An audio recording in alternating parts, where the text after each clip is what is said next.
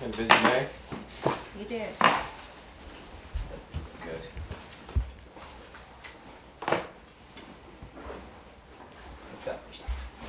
All right, Ben.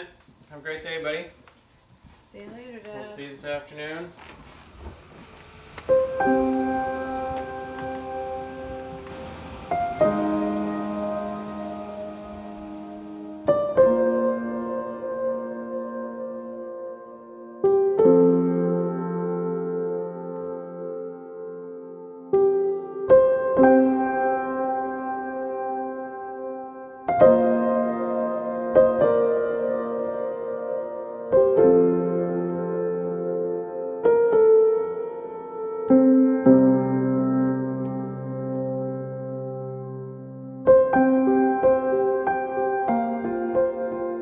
My name is Ben.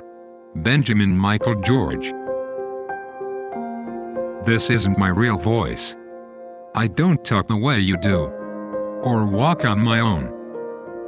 But when it comes to the things that really matter, I'm no different from anybody else.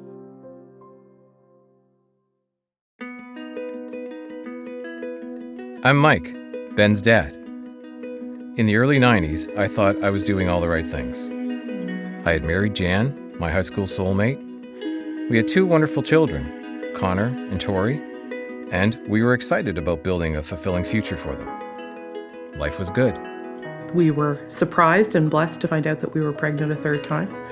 And along came Ben in June of '92. Everything was just as it was with the other 2. You know, a very joyous moment. An hour after Ben was born, that joy was swept away. A doctor said, "We have a problem. You have a very sick baby. He has an enlarged liver and spleen. His head is too small and his blood platelets are dangerously low." Those words felt like ice. And my first thought was, they've mixed up babies. This can't be my baby, because I just had my baby in my arms. But in fact, it was Ben, and all I could say to her was, could he die? And she said, yes, he could.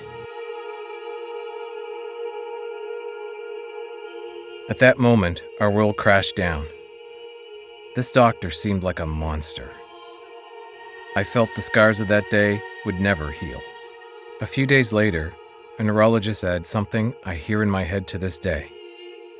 Ben may never be able to walk, talk, or go to school. With that, my hope for a fulfilling life vanished. And I tried to picture, what this,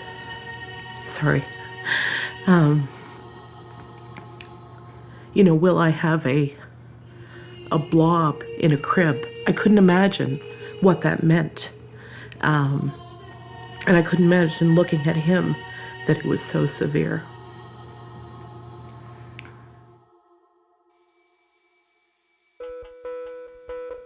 Ben's first few years often beat us to exhaustion, with one crisis blending into the next.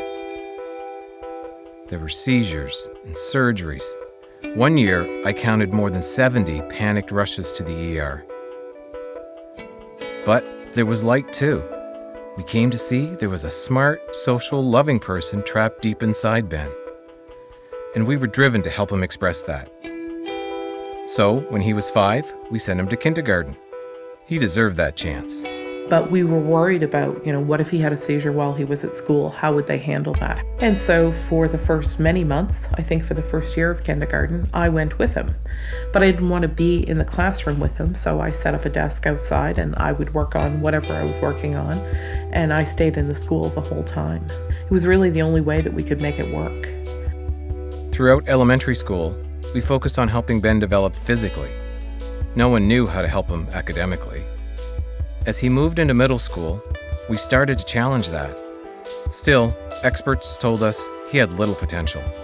It was frustrating. We didn't know where to turn. Back then, we had no idea we were on the verge of something wonderful at St. Malachy's High School.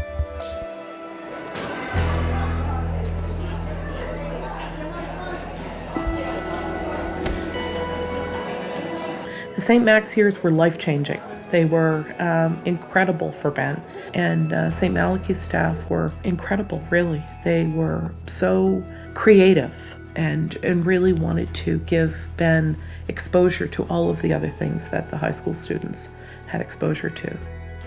Oftentimes I would see Ben come in the morning, and every morning I would think how challenging it was for him to get to that point in his day where the rest of us perhaps might just hop out of bed, hop in the shower. It would be much more complicated for Ben. Never did I see Ben out of sorts, always with a smile, so I had great admiration for that. When I started working with Ben, we just took it as every student had the ability to learn. We just had to find the best solution for him. He was just included in everything that everybody else did. Before St. Max, I didn't really understand what inclusion meant. I quickly learned it isn't something that just happens. It's about having the right attitude, accepting people for who they are, and finding ways for them to contribute and belong. St. Max lives and breathes inclusion. Students get the best shot at a bright future, not a life of sitting at home. When Connor was in school, we didn't go into the school and say to his math teacher, here's how to teach him math. That just happened. But with Ben, we did have to help the teachers with, here are some of the things that you can do differently that will help to stimulate him, that will get him to a learning state, if you will.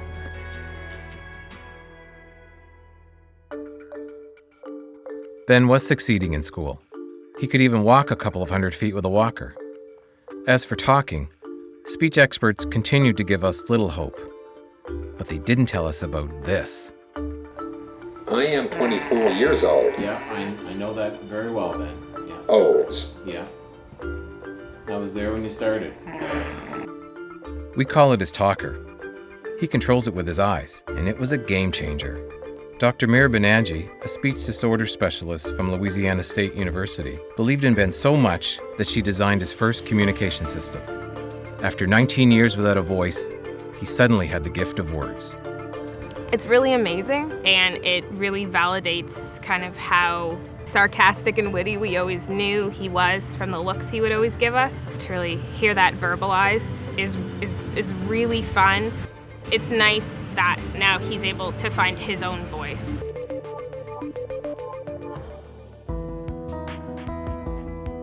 After 6 years at St. Max, Ben was 21 and finishing grade 12. He went to the high school prom, and then came one of the most surreal experiences of our lives, graduation. Against all odds, our son had made it. And on that wondrous night, he stood. The first diploma we will present tonight is Benjamin Michael George, graduate class 2013. It was really emotional. It was great. I cried everything, but I definitely cried at that. Who knows? I didn't see anything from there because I was crying so hard that it was just, it was a blur. And we were all there and clapping so loudly and cheering for him, and so too was the entire graduating class. They were on their feet and all giving him a standing ovation. I just remember it was an incredible moment.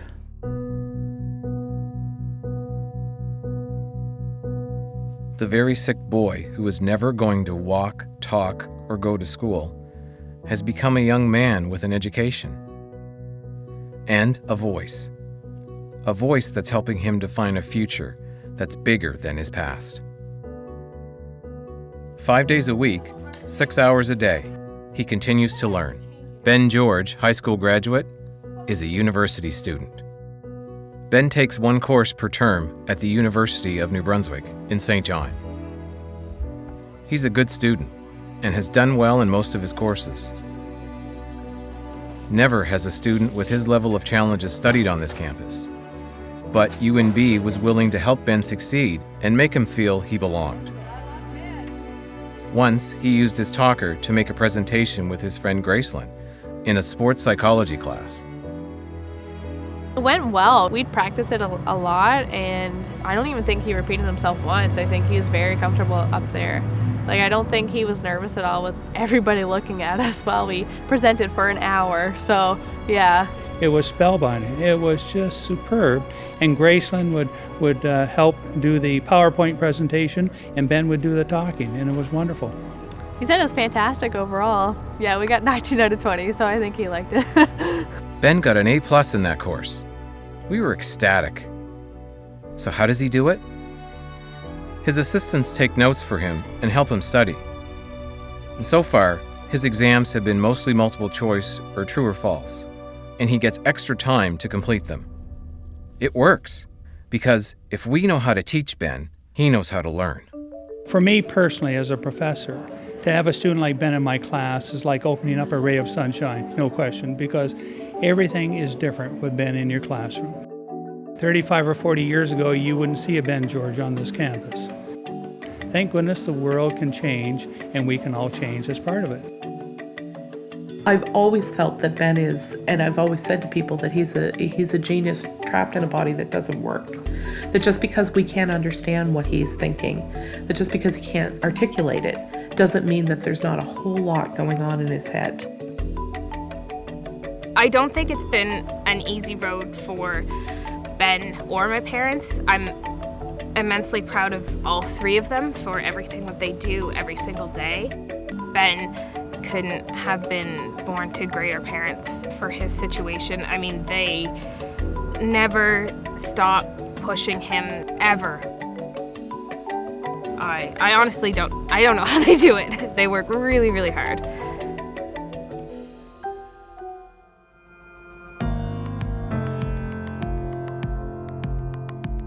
It's true.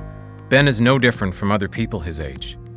He wants to love and be loved, to learn, to spend time with his friends, to feel safe, and to contribute. His achievements have shown us the power of an inclusive community, a community that supports his hopes and dreams. Ben has shown people that there's no reason why you can't excel at anything. I think that he'll just find himself in an environment where he's always around people and always learning, because those are the two things that he really likes to do. The question that is asked, or the statement that's made most frequently, is, I don't know how you do it. And you do it with the support of family, the strength of faith, the desire to just keep putting one foot in front of the other. Do I think specifically about how will he get a job and how will he earn money and how will he do the other things that young adults do? I don't think about that. I try to take one day at a time. Life isn't perfect. I still meet people who don't believe in me. My parents still get overwhelmed and discouraged, and there are barriers to overcome every day. But special people seem to show up at the right time. And that's what helps most. How I approach life is more dramatic because of my disabilities, but so what? My dad says, if you can dream something up, there is always a path to get there. Step by step, we are finding our way.